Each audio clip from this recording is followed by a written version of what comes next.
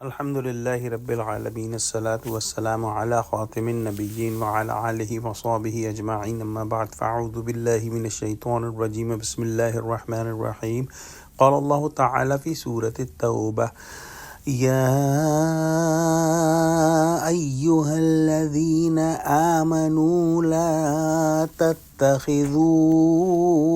آباءکم وإخوانکم اولیاء ان استحبوا الكفر على الإیمان ومن يتولهم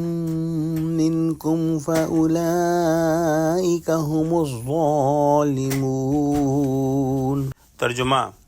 اے اہل ایمان، اگر تمہارے ماں باپ اور بہن بھائی ایمان کے مقابل کفر کو پسند کریں تو ان سے دوستی نہ رکھو،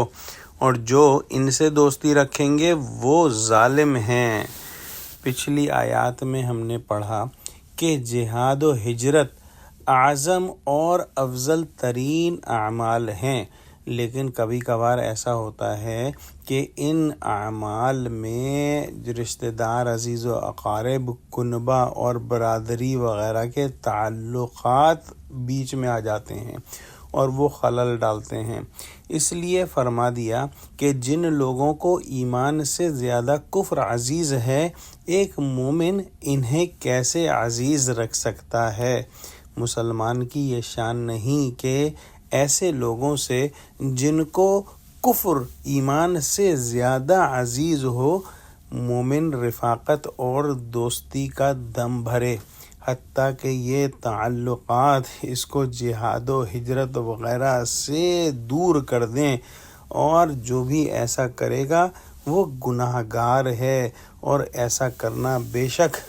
اس کی اپنی ذات پر ظلم ہے۔ تو جو مومن